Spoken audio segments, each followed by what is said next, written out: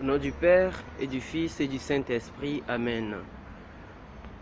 Reçois l'adoration, tu es le roi de gloire, notre victoire, digne es-tu Seigneur, Emmanuel. Bonjour chers frères et sœurs, ce matin encore nous voulons dire merci à Dieu, nous voulons lui rendre gloire pour ses merveilles dans notre vie, nous voulons lui mettre à la première place au début de cette journée pour que lui-même conduise nos pas, guide nos pas. Alors nous l'invitons à ce que son Esprit Saint lui-même nous met dans nos cœurs ces paroles que lui-même nous donne de méditer encore ce matin. Alors, bonjour chers frères et sœurs, je suis ravi de vous retrouver.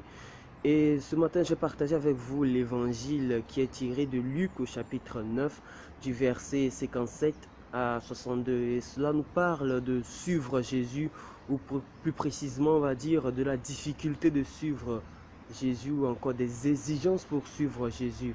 Et oui, cet évangile nous présente Jésus qui était en route, et voilà que trois personnes anonymes qui viennent, les deux, le premier et le troisième, qui viennent se proposer pour suivre Jésus, et le deuxième qui lui a été appelé par Jésus lui-même pour le suivre.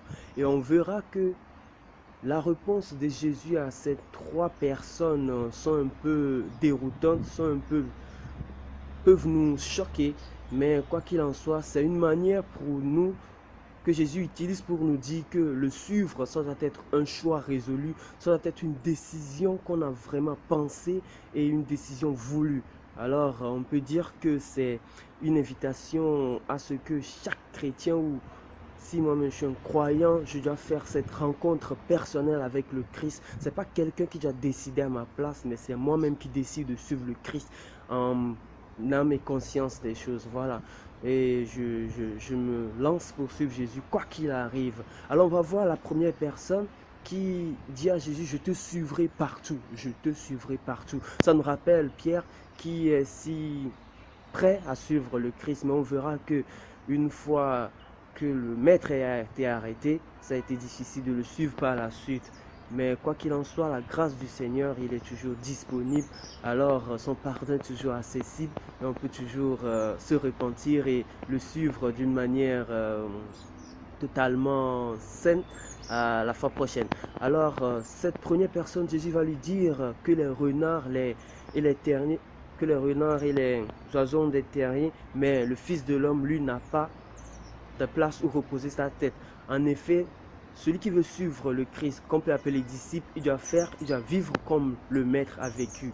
Alors le Maître, Jésus, n'a pas de place où reposer sa tête. De la même manière, nous aussi, on doit tout le temps être en marche, on doit tout le temps être en déplacement, en mouvement. On doit quitter quelque part, on doit quitter nos conforts peut-être et se rendre compte que le monde nous appelle, le monde nous attend. On doit proclamer la bonne nouvelle.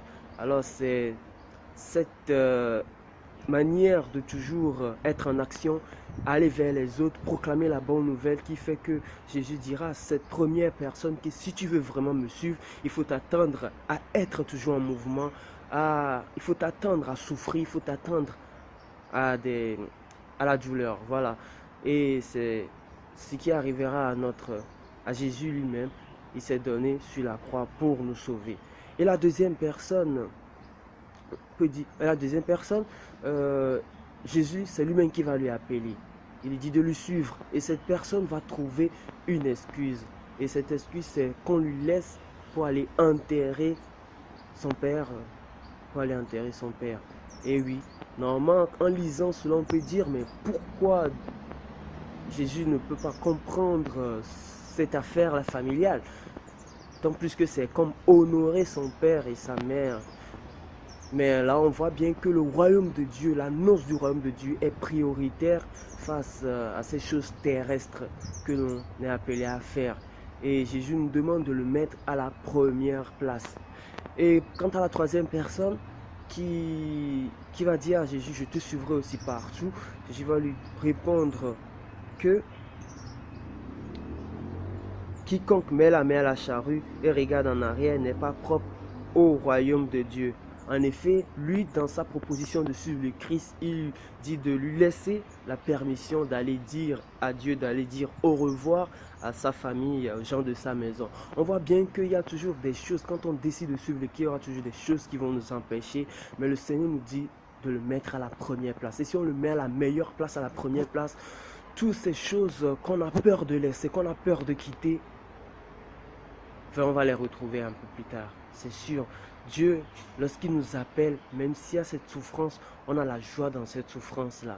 On trouve la joie dans cette souffrance. Alors que le Seigneur nous aide à ne pas être orgueilleux dans les responsabilités qu'il nous confie, à ne pas se vouloir prendre la première place, à se proposer nous-mêmes, mais que l'on sent au fond de nos cœurs qu'il nous appelle à bouger, à rendre visite à ceux qui sont loin, à les appeler à sa mission.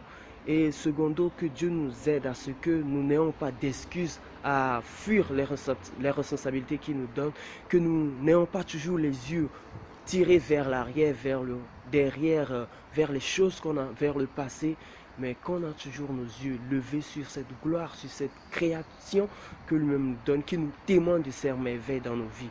Alors disons toujours merci à Dieu et que l'Esprit Saint nous permet de nous abaisser devant lui et de tout confier à lui.